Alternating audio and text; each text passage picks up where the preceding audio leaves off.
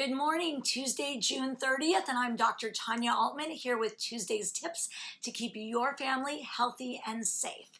Today we're going to be talking about the new American Academy of Pediatrics guidelines that strongly advocate that all kids be physically present in school.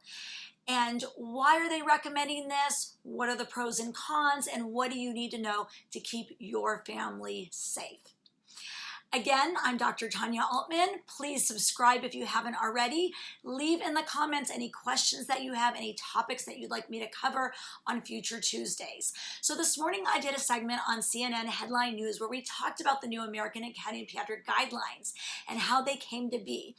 And basically what happened was, after reviewing all of the evidence that we have about how COVID-19 affects children and teenagers, and looking at the data we also have since schools shut down in March and what this has done to kids across the country, it has become abundantly clear that the best place for most kids is to be physically present in school. Schools provide so much more than just learning how to read and do math. They are really a social setting for so many kids. So many kids rely on school, not only for daycare, but also for meals, for nutrition, for mental health, for socialization. And this is something that we need to figure out as a country, how to get our kids back to safely. And it can be done. The most important thing is that school districts work with local public health authorities, work with families and communities and schools, because there isn't a one-size-fits-all approach. How we get kids back to school is going to dramatically vary depending on where in the country you're located. What are the rates of COVID-19 in your area? Are you at a school that has plenty of outdoor space, or are you back east where it may start snowing in a few months and everybody needs to be inside one building?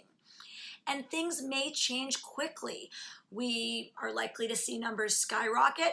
We may have to close down some schools or some grades if we see outbreaks. So school plans need to be nimble and flexible and be able to turn on a dime. So that means schools will need both in-person learning guidelines and also the ability for at-home remote instruction, as we used back in the spring. And in some cases it might be 50-50, where half the kids are in school and half are at home. But the goal of every school when they're working out their policies should be to get as many kids safely on campus as possible. So let's talk about how we can do that. And really, it's going to depend a lot on age. So clearly, preschools are going to look a lot different from high schools. So for younger kids, let's say preschool and kindergarten, some of the strategies that many school districts will be applying are keeping kids in smaller cohorts. That way they are only exposed to the same kids every day at school. And this way, if they end up mixing a little bit and playing with each other, it may be okay because it'll be less likely to spread illness through large groups of kids on campus. When it comes to distancing, masks, disinfecting, you can only try the best that you can. And with young kids, it's not always feasible. They may be touching their face more. So there might be some circumstances where it's okay to have a mask on, and there might be others where it really needs to come off and they need to be able to run around and play with each other. Teachers, however, still do need to be protected. And so many teachers are still going to be wearing masks, face shields. There may be a barrier between teachers and the students, or teachers could just be a healthy distance away from the kids. And again, this is all going to vary class to class, school to school, and area to area. As kids get older, let's say elementary school, that's when desks 3 to 6 feet apart are going to come in play to decrease transmission. But we also have good evidence that as long as kids are asymptomatic, which means they're not coming on campus when they're sick, which we're going to try to avoid, right, by screening kids before they get on campus, by potentially doing temperature checks, then it actually may be okay to have desks 3 feet apart, especially if kids are washing their hands and wearing masks.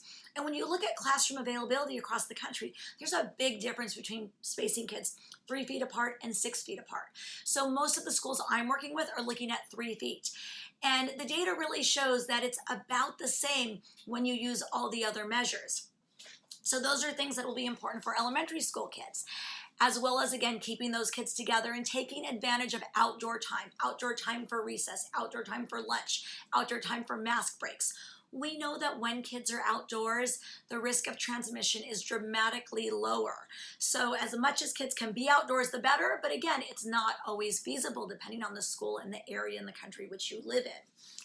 As kids get older, middle school and high school, this is when we are going to see masks play a key role in preventing disease transmission. And at this age, they really should be able to wear a mask to protect themselves and to protect others. Also at this age, kids can be responsible for disinfecting their own desk when they do need to move into a different classroom. They can walk in a unidirectional flow pattern around the school. A lot of schools are putting stickers on the ground, footprints, this is how kids should walk. And all of these measures will help protect our students and our teachers.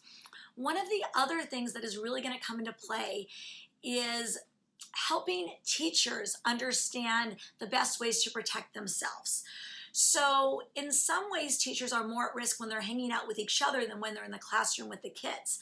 So in break rooms, during teacher meetings, all of these situations, we need to have a healthy distance between teachers, mask wearing, hand washing, outdoor spaces for teachers to gather. This is really going to be key. It appears that transmission of COVID-19 is less in young kids.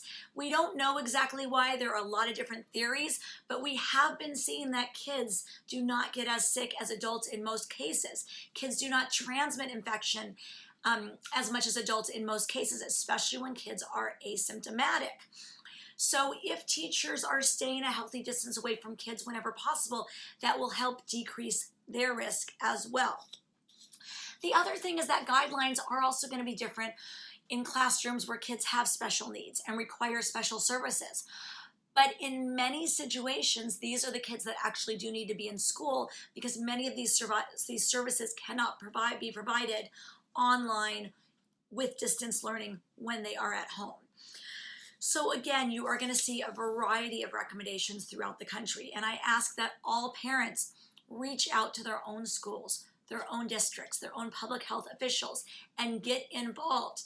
This is going to take an entire community effort in order to do what's best and what's safest for all of our schools, for all of our communities, and for all of our kids. I know that I'm a pediatrician. If my kids aren't in school, I can't go see my patients. And for many parents across the country, they need a place to send their kids during the day so that way they can go to work. And in addition, many kids across the country want to go back to work. I've talked to so many kids, so many students, and they are excited to get back to the classroom, even if it means the new normal classroom day of not playing with their friends in the same way, of not doing sports in the same manner, of maybe wearing a mask 50-50 halftime at school when they're indoors. And our kids are resilient, and they're okay with this. They are all learning, and they're becoming stronger every day. So talk to your kids, encourage them, prepare them for what the new school year may look like. I have some questions here that I also wanted to answer, and one question I'm hearing over and over again is, what if I have a child who is medically fragile or more high risk to go back to school? And there will be these circumstances and situations. There will be some families where it's just not safe or practical for their kids to be in person physically in school, and that's okay.